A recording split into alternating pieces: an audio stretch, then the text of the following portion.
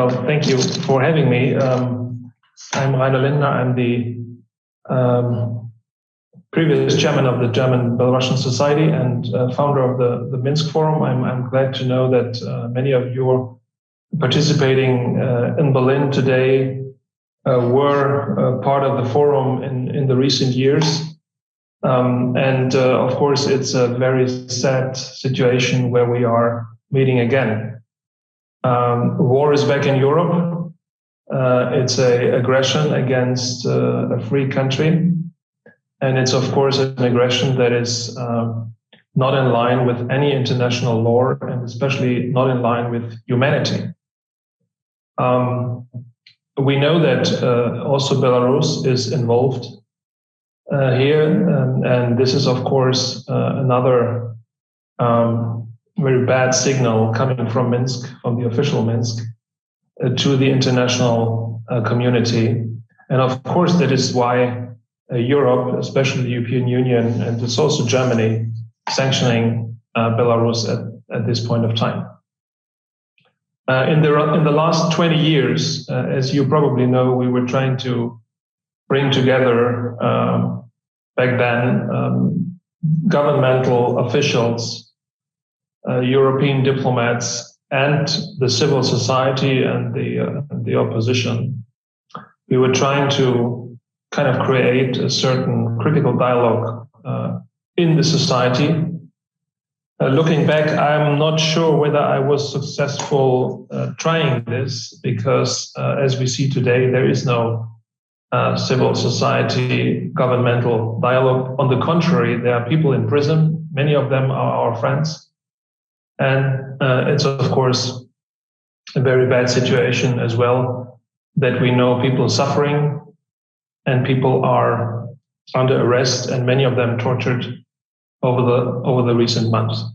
So first of all, my first message is my thoughts are with those who are suffering and my thoughts are with those who are not seeing, and especially the young generation, a future in the country.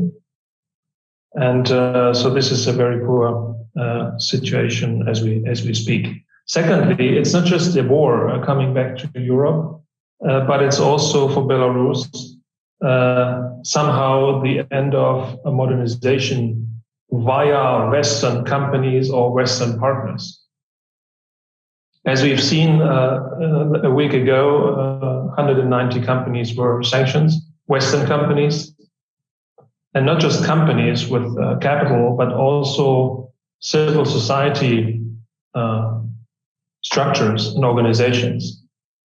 And it's very bad just to hear that even the IBB, the symbol of German-Belarusian dialogue over the last 30 years, even the IBB is sanctioned, and even Nadezhda, which is a home for orphans, for the little children, even these activities are now limited or forbidden.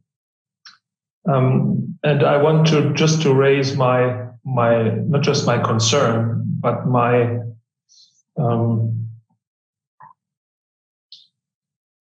kind of protest against these, especially these organizations who were trying over the years to organize a dialogue between ourselves and Belarus. And I don't understand why, especially this activity now, is close, and I'm saying this also as a member of the curatorium of IBB, but also as representative and the founder of the Minsk Forum process.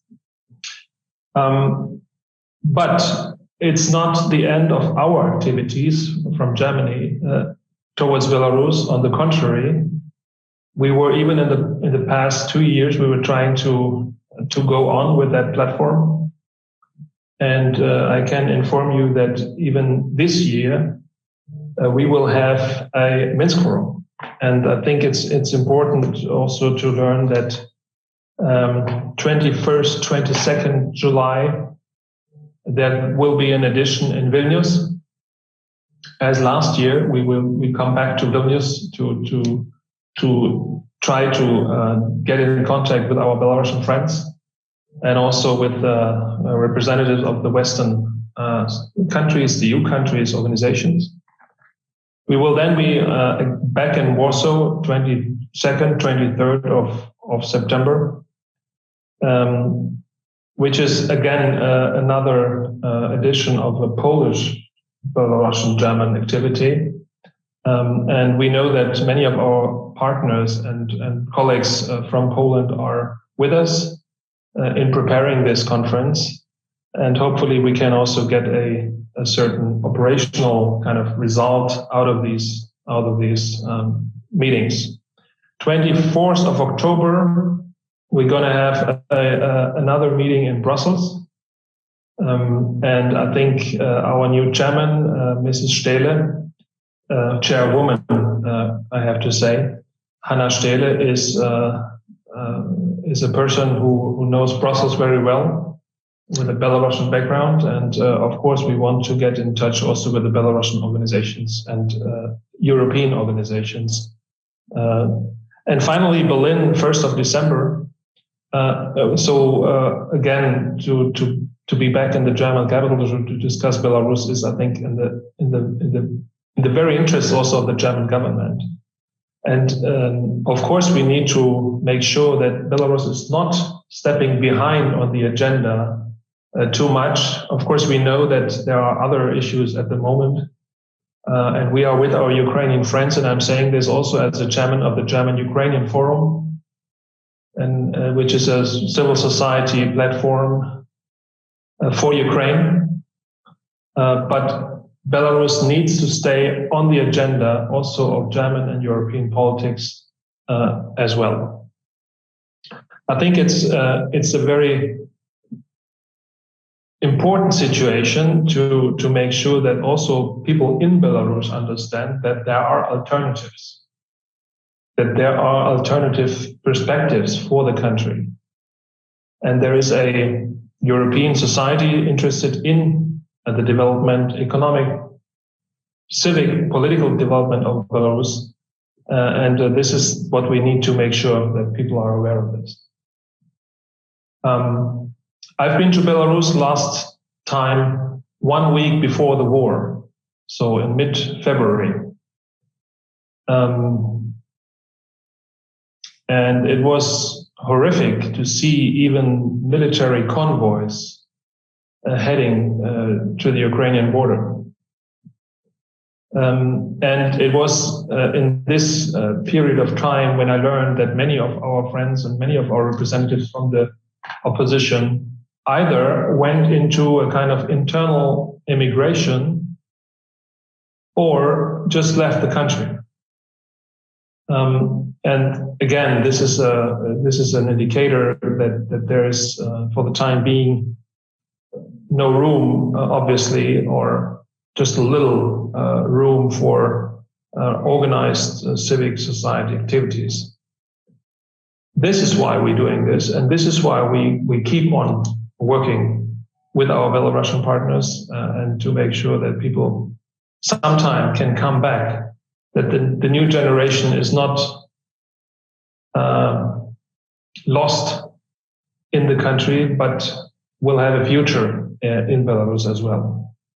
That's why I just want to make sure that we're working here on the same issue, that the Minsk Forum will take place also this year.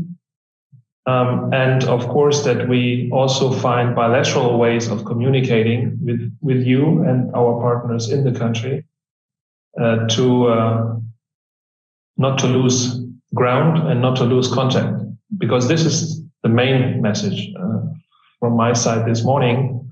We invested a lot of fostering these relations over the years. We have the partners in the region, in the cities, in the villages, of course, in the capital. But I think it's now important not to lose contact, but to work together for the future of this country. Thank you for this discussion, and especially my greetings goes out to Valerie and Veronica and the other colleagues, and thank you for having me this morning. Спасибо большое.